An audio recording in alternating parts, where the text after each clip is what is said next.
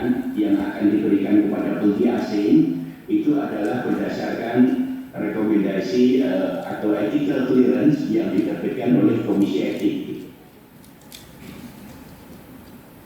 Dan selanjutnya adalah kewajiban peneliti asing di dalam pasal 76 Undang-Undang Nomor 11 2019. Di situ diatur beberapa kewajiban yang melekat pada peneliti asing, lembaga mitra kerja Indonesia dan juga lembaga penyandang dana. Di sini ada beberapa kewajiban, namun Bapak Ibu sekalian, apabila kita cermati di sini di sini untuk jenis publikasi artikel jurnal, posisi kita masih jauh di bawah Malaysia, bahkan kadang-kadang masih di bawah Singapura, di mana SDM militar mereka itu jauh lebih sedikit, jumlah lembaga riset maupun perguruan tinggi mereka itu jauh lebih sedikit, tetapi mereka lebih unggul untuk publikasi ilmiah internasional ya, khususnya untuk jenis artikel jurnal dengan impact factor yang sangat tinggi. Nah, di sini merupakan hasil joint publication antara peneliti asli. Ini kualitasnya sangat tinggi, Bapak Ibu sekalian. Berikutnya ini merupakan 10 besar peneliti Indonesia yang di sini menjadi first author. Nah, ini merupakan contoh saja, datanya sangat banyak, Bapak Ibu. Nah, Bapak Ibu sekalian, pada tahun 2020 kami telah berhasil mengumpulkan data lebih dari 2010 publikasi. Nah, Bapak Ibu sekalian, ini kami mencoba membandingkan antara jumlah izin yang kami terbitkan dari tahun ke tahun dengan jumlah publikasi ilmiah yang dihasilkan oleh lembaga mitra kerja kita, oleh local counterpart kita. Di sini kita perhatikan sekali 50 sampai 100 juta ya, tergantung proposalnya, tergantung berapa orang. Jambi pada bidang ilmu tanah, S2 beliau di Copenhagen University dalam bidang biologi tanah, kemudian S3 beliau ambil di Hohenheim University pada bidang nutrisi tanaman, dan pasca doktor di Wageningen University di Belanda bidang bioteknologi tanaman. Ibu Dr. Ayen telah banyak menjalin kerjasama penelitian internasional dan menghasilkan ada sekitar 25-an publikasi internasional, dan beri peringatan 3 menit di menit terakhir. Pada Ibu Ayen kami silakan.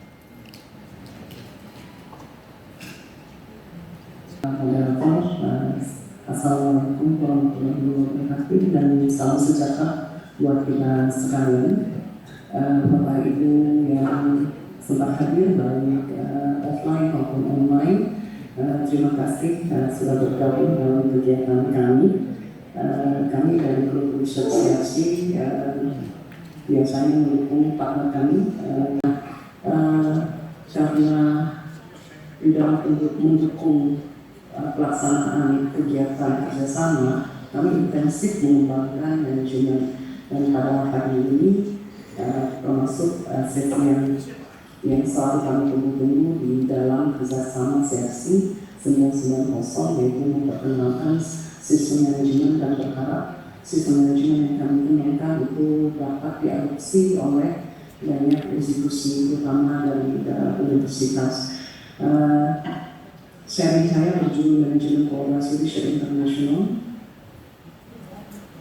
dan implementasi protokol Nagoya sebagai bentuk kerjasama riset di dunia itu sudah pasti tidak terhindarkan untuk tingkat internasional, karena publikasi juga menunjukkan peningkatan yang luar biasa di dalam sistem kerjasama riset ya. Dan misalnya salah satunya yang paling sering dikutip itu misalnya ada dari Adam Jonathan, yang saya dan Profesor Iskandar Siregar kenal secara pribadi, dan kami pernah mengajukan funding secara bersama-sama bersama Jonathan Adams ini sayangnya tidak lolos.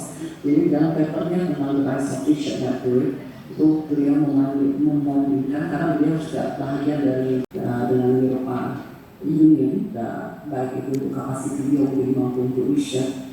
Itu penyandang dana umumnya tidak menetapkan sistem tata kelola yang harus kita patuhi. Nah sehingga itu harus dari segi memikirkan nanti masa eksekusinya akan seperti apa dan masa dievaluasi itu akan seperti apa. Jadi di masa awal itu penting sekali dengan partner itu sudah memperhatikan topik apa sih yang akan kerjasamakan, kemudian regulasi nasional, daerah dan internasionalnya seperti apa, kemudian aturan yang akan kita pakai itu apa saja dan harus sifatnya adil dan terbuka sesama partner itu. Karena kalau berpartner itu artinya harus saling partner itu bukan hal yang gampang tentunya pada prinsipnya ya, untuk mencapai kesetaraan dan memiliki benefit. Nah, sistem kerjasama itu karena kita itu modelnya itu sebenarnya tidak ada gitu. Jadi pas ketemu partner ya yang mana-mana aja gitu dalam jalannya itu akan sulit mendapatkan kesetaraan dan benefit. Dan kita harus memastikan bahwa kita punya kemampuan pengelolaan. Kemampuan pengelolaan ini harus basisnya adalah culture. Nah, kalau kita berpartner itu based on kita culture kita sendiri di Indonesia, nah itu akan sangat sulit gitu. Jadi kalau kita berpartner dengan pihak Jerman, berpartner dengan pihak Australia, berpartner dengan US, kita juga harus memahami kulturnya mereka seperti apa. Dan negosiasinya basis kulturnya gitu. Jadi kalau kita menunggu partner mengerti kita dan kita memakai kultur kita, kadang-kadang sulit gitu karena kalau kamu tidak bicara, maka kamu tidak setuju gitu kan. Nah, dan berdiskusi yang berstandar, ya. Dan selama masa diskusi memastikan bekerja sama dengan stakeholder lain dan sebaiknya manajemen itu sistemnya adalah tertulis, bukan basis lisan saja gitu. Jadi bikin aja tidak menghasilkan minus, misalnya infosit, dokumen. Ya negosiasi itu semua kegiatan itu basisnya ada di infosit dan dokumen. Dan kami menetapkan juga nama berkala yang sistemnya konsorsium dengan anggota IPB, Universitas Jambi dan Baru Lapo. Ketua konsorsium kami adalah IPB dengan speaker kami Profesor Dodik Muwahmud yang merupakan berhasil menyelesaikan 2 fase sudah dari 2012 ke 2019 dengan signifikan contribution, tentu tidak terlepas dari beragam masalah. Kami sekarang berada pada fase terakhir kerjasama 2020 yang kemudian sampai 2024. Lokasi penelitian kami berada di Universitas Jambi, wilayah Jambi, jadi dihosting oleh Universitas Jambi di sini. Tujuan utama riset kami ingin berkontribusi pada pengetahuan tentang fungsi ekologi dan sosial ekonomi, termasuk trade-off-nya, keuntungan dan kerugian di hutan yang sangat besar sekali. Karena di dalam satu CRC effort kami memiliki puluhan judul penelitian atau dibagi di dalam satu fase yang sudah kami selesaikan di 2000 sampai 2019 itu setiap fasenya berbeda sedikit jumlah subgrupnya, subprojeknya. Jadi di fase 1 ada 27, di fase 2 ada 25, di fase yang sekarang berlangsung itu punya 24 subprojek. Belum lagi akses kepada penetapan national authority untuk negosiasi gitu. Karena penetapan benefitnya itu kan di pihak kita Indonesia itu belum clear. Nah sehingga kan negosiasinya itu sering melalui pihak Indonesia dan menurut kami itu agak kurang karena kami bergabung di dalam suatu sistem yang juga mewakili sebagai providing country, bukan utilizing country gitu. Jadi mungkin beberapa sistem teknis harus kita dari Pusat Penelitian Biologi BRIN, beliau menamatkan S1 institusi dari ITB, Institut Teknologi Bandung pada bidang Life Science. Kemudian S2 beliau juga dari ITB pada bidang biologi dan beliau mengambil doktoral programnya pada Universitas Kagoshima di Jepang pada School of Science and Engineering dan pengalaman kerja Ibu Ruliana, ini research center. Kemudian Baik, selamat pagi Bapak dan Ibu. Assalamualaikum warahmatullahi wabarakatuh. Selamat berjumpa kita semua. Share screen-nya sudah bisa dilihat, Pak? Lalu saya kewenangan dunia aneka kreasi yang ada di sini. Senang sekali hari ini bisa bergabung dengan Bapak Ibu semua, dan pada kesempatan ini saya akan menyampaikan materi mengenai kerjasama penelitian antara Dharma Hayati dan Prof. Nagoya. Outline dari presentasinya adalah sebagai berikut. Ada istilah mengenai Dharma Hayati Indonesia, kemudian bagaimana kerjasama internasional di bidang penelitian antara Dharma Hayati mengenai Prof. Nagoya, tantangan dan kendala yang kita hadapi, dan bagaimana sih sebenarnya yang terjadi di tingkat global. Beberapa materi yang disampaikan mungkin ada kaitan dengan semua stakeholder yang ada di Indonesia. Nah, adanya undang-undang yang baru tadi juga sudah sempat disebutkan oleh Pak Wahyu. Apa yang wajib dilakukan? Pemerintah memfasilitasi perlindungan kekayaan intelektual. Kemudian sebagai peneliti, kita wajib menetapkan, pemerintah menetapkan wajib serah dan wajib simpan, dan siapa yang harus melakukan itu, pendanaannya bagaimana, dan apa yang harus dimasukkan, menetapkan data primer, dan itu sudah disampaikan oleh Pak Wahyu.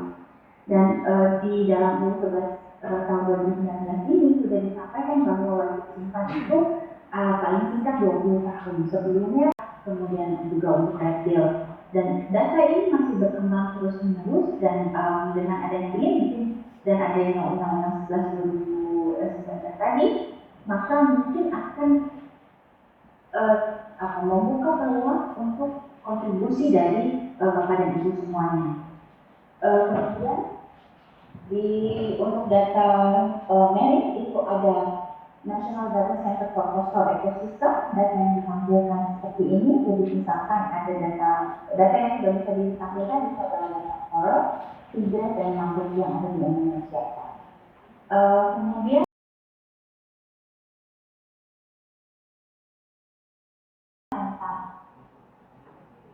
kewajiban untuk menyediakan atau perjanjian pengalihan material, kemudian repository yang dari kandungan data, repository dari publikasi, kemudian pencegahan biopiracy dan perizinan penelitian yang tadi disampaikan oleh Pak. Undang-Undang 21 tahun 2019 tentang karantina mengatur tentang pengawasan dan perlindungan termasuk untuk invasive alien species, invasive, dan biopiracy juga melalui inspeksi karantina. Kemudian ada Perpres 1 tentang pengelolaan mikroorganisme. Di situ diatur juga tentang regulasi untuk akses dan agreement, technical agreement atau apapun. Tadi sempat disampaikan juga oleh Pak Wahyu. Dan ini dilakukan antar parti. Kemudian kita membutuhkan riset permit sesuai Perpres 1. Ini nanti bisa didapatkan dari BID. Kemudian selanjutnya kita membutuhkan akses permit sesuai dengan ada pada P2 2018. Untuk itu kita membutuhkan rekomendasi ilmiah, kita membutuhkan PIP atau kajian, kita membutuhkan MAP atau kesepakatan bersama, dan kita membutuhkan MIP. Meskipun di dalam Nagoya protokol tidak secara langsung disebutkan mengenai izin pengalihan material atau material transfer agreement, tetapi itu bisa menjadi tambahan dokumen untuk melegalkan dan akan digunakan untuk dibawa ke luar negeri. Dan ini dua dokumen yang terakhir ini yang dibutuhkan apabila kita akan membawa sampel ke luar negeri. Tadi yang disampaikan oleh Bu Ayu seperti itu. Dan tadi saya sampaikan mengenai istilah yang disebut sebagai IRCC, Internationally Recognized Certificate of Compliance. Itu adalah sertifikat yang bisa di-share menyatakan bahwa sampel sama narasumber material yang diambil dari negara provider atau negara user itu dilakukan secara legal. Tapi jangan pernah membayangkan bahwa IRCC ini dalam bentuk sertifikat seperti sertifikat misal. Tidak, karena IRCC itu bisa berupa pernyataan atau dokumen yang membuat sampel dari suatu negara. Di Indonesia, maka bisa secara real time setiap hari. Nah, kemudian terkait dengan data, itu banyak pembahasan terkait dengan data ini, termasuk juga terutama untuk data genetik yang kita kenal dengan istilah digital sequence information. Digital sequence information diklaim dengan adanya digital sequence information yang terbuka dan dapat di-share oleh para peneliti di dunia, itu membantu proses development dari vaksin untuk COVID-19 dan dia bisa digunakan untuk berbagai macam riset termasuk untuk ekosistem, kemudian untuk regulating invasive species, kemudian untuk replacing. Terima kasih. Assalamualaikum warahmatullahi wabarakatuh. Sangat menarik paparan atau presentasi dari peneliti dan dari BRIN pada Research Jakarta terkait dengan kerjasama izin penelitian. Kurang lebih 2-3 bulan lalu di LinkedIn, kebetulan saya sering di LinkedIn, peneliti dari Amerika kebetulan juga kerja sama di Jakarta, tapi dia belum melakukan penelitian, tapi sempat bertanya, kira-kira apa persyaratan Mas Muhtar untuk penelitian di Indonesia? Saya langsung kirim teksnya di LinkedIn itu ke Pak Warek kerjasama tadi. Kemudian beliau jelaskan. Sedikit saya tambahkan, ada semacam protokol atau pedoman dalam kaitan dengan penelitian.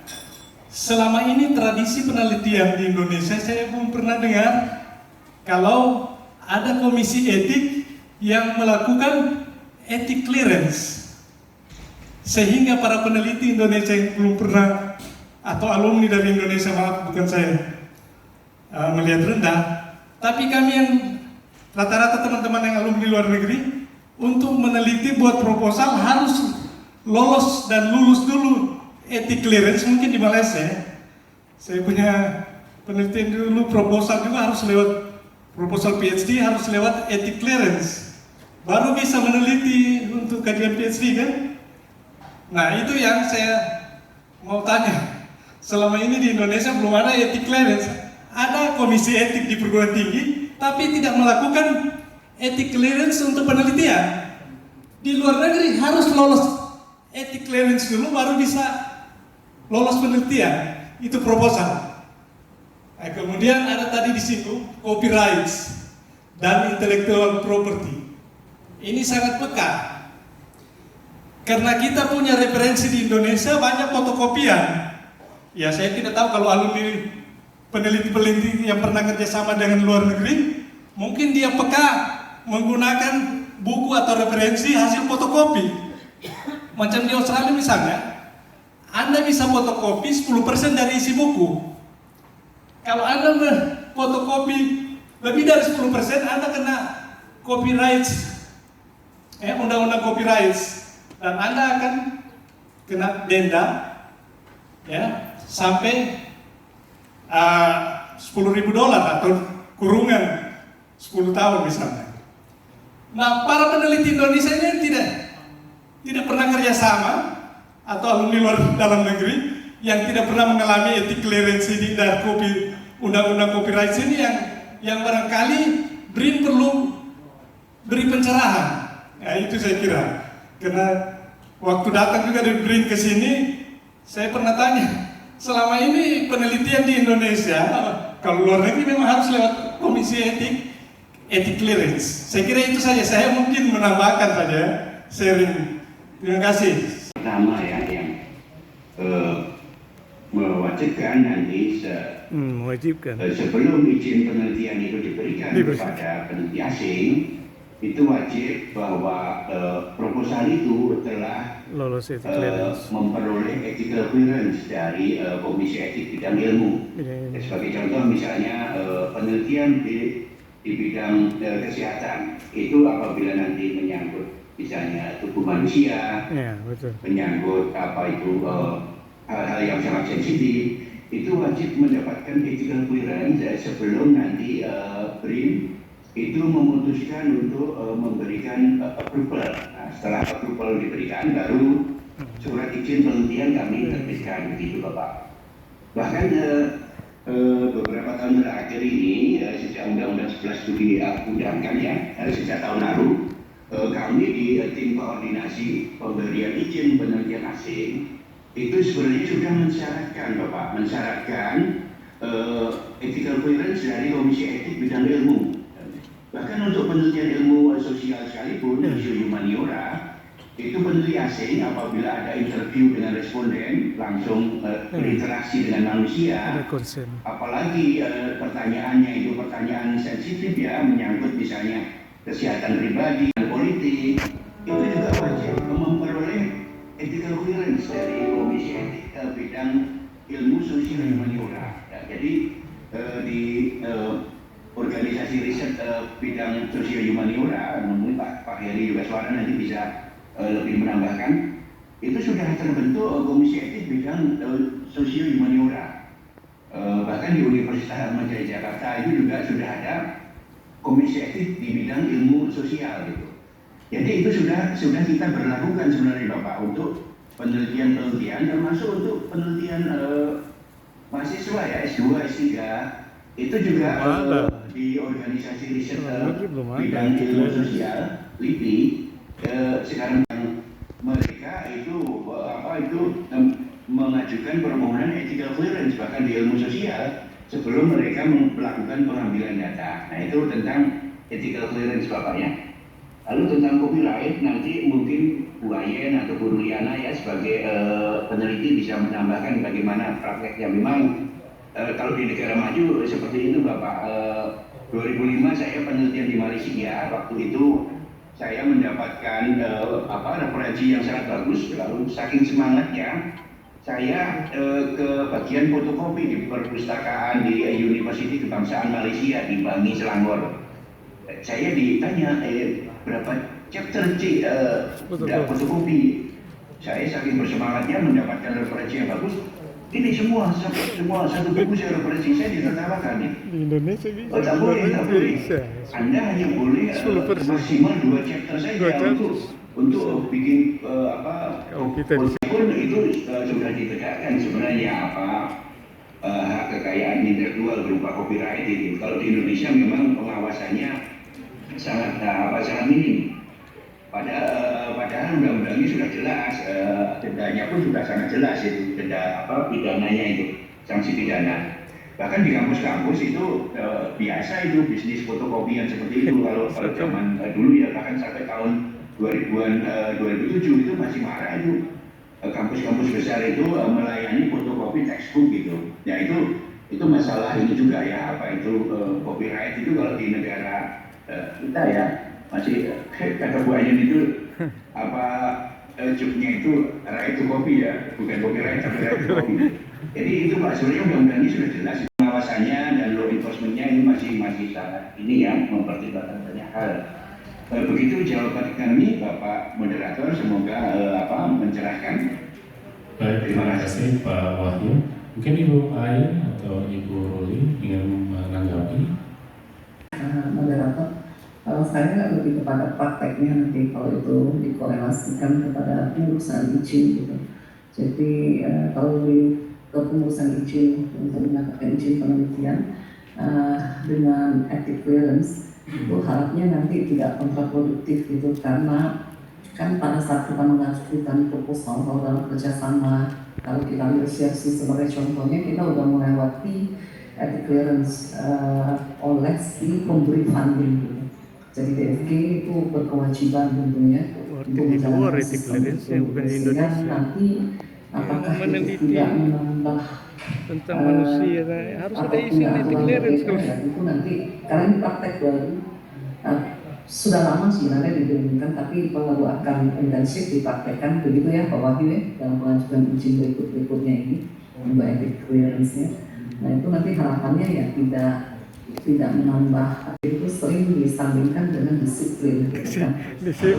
Apakah orang demo, apakah orang pelak, orang apa, padahal kan bukan itu pada prinsipnya, jadi lebih kepada muatan konten untuk itu. Jadi apapun itu sebenarnya, komisi etik mahasiswa, dosen atau apa, itu lebih kepada fungsional pidananya sebenarnya. Karena kalau etika, kedisiplinan, tawuran dan lain-lain itu lain lagi pada prinsipnya. Tapi itu kan sering overlapping dalam pengertian dan alurnya. Jadi orang membayangkan kalau itu nanti disuruh mengajukan ke komisi etik itu akan bersentuhan dengan disiplin. Hal-hal tidak demikian. Jadi lebih kepada metodologi penelitian itu. Gitu. Tadi dicontohkan Pak Wahyu misalnya melakukan inventarisasi household interview yang dimutakan dan tata cara samplingnya itu memenuhi standar gitu. Kalau jadi lebih menekankan jangan sampai kontraproduktif dalam sistem permit itu sendiri gitu. Kemudian memang universitas dan juga mungkin yang biasa melakukan kerjasama, yaitu memang harusnya membangun standar tersebut itu sudah ada. Nah, sedangkan terkait kepada ya tadi yang IT dan apa itu ya memang harusnya juga punya prosedur yang jelas. Kalau di kami, karena kami bergerak di fundamental sciences, jadi lebih kepada basic sciences, kami nggak terlalu konsentrasi kepada IP right, karena sudah pasti kami tidak melakukan penemuan ataupun novelty di bidang-bidang yang terkait hanya basisnya hanya pada fundamental sciences, tapi tentunya material yang diberikan, yang disetujui untuk ditransfer itu nanti menimbulkan masalah akibat yang lain. Tapi sebenarnya kita juga harus memperhatikan terkait intellectual property ya. Jadi kami sering merasa dirugikan sebagai peneliti di bidang fundamental sciences. Jadi orang-orang yang meneliti di basic sciences itu mengemukakan atau mendapatkan mempublikasikan banyak teoritikal yang kemudian diadopsi ke tingkat yang lebih tinggi yang mungkin menjadi applied sciences dan apa, kemudian nanti mereka yang mendapatkan IP-nya gitu. Nah itu juga agak gimana gitu. Jadi kami yang punya mengurus permit, yang memulai penelitian dan lain-lain, tapi ada pihak yang mengakses hasil publikasi kita dan mendapatkan yang lain. Jadi kadang-kadang itu juga sulit ya memiliki suatu sistem yang mengcover keseluruhan sistem. Kalau di luar negeri mungkin, kalau kita di Indonesia baru apalagi ethical clearance publikasi di jurnal internasional itu jadi ada sudah itu jadi hewan, kalau mau bikin proposal lolos dulu dari komisi etik karena misalnya mau manusia wawancara untuk bahasa yang dan kasar sebenarnya Bapak bisa dia tersinggung ditolak clearance ethics itu ke LIPI, ada komisi memang ya. BRIN ya. Jadi bisa minta ke BRIN, mungkin bisa bilang sama Pak siapa di BRIN ada komisi etik yang bisa memberikan clearance etik untuk seluruh untuk berbagai macam hal yang dibutuhkan oleh Bapak, dan itu bisa digunakan berlaku untuk seluruh Indonesia. Di beberapa universitas juga sebenarnya ada komisi etik. Tapi yang baru di Indonesia proposal saya dibuat tanpa lulus etik komite terkait dengan lokasi dan sebagainya. Dan bahannya adalah kurangnya sosialisasi. Jadi ini kayak kita bukan sesuatu yang baru, tapi memang yang harus dilakukan, dan sekarang sudah mulai untuk jurnal-jurnal internasional mereka akan meminta clearance etik dari penelitian yang dilakukan atau dari publikasi yang dikeluarkan. Saya kira itu saja tambahannya. Terima kasih. INU Australia, karena sudah 53 kali keluar masuk Indonesia selama 8 tahun, dan publikasinya itu banyak sekali dalam bentuk buku maupun jurnal ilmiah. Kami juga bekerja sama dengan imigrasi ya, ambil data pengawasan dan penindakan keimigrasian. Itu harus ada clearance kalau diambil data yang peka kan, masalah sosial, masalah pencekalan dan penangkalan gitu. Iya. Itu tambahan dari kami, terima kasih. Baik, terima kasih Pak Wahyu atas tambahannya. Baik, saya pikir banyak sekali pertanyaan yang akan masih diajukan, namun waktu juga yang membatasi kita. Tapi nanti pertanyaan bisa diajukan kepada 3 panelis yang kedua ya. Kegiatan kita hari ini, dan selanjutnya pada seperti tadi 1 jam 30 menit ke depan saya akan memandu sesi ini, dan ada 3 pembicara yang akan menyampaikan materi menyangkut apa yang terkait dengan kegiatan kita hari ini.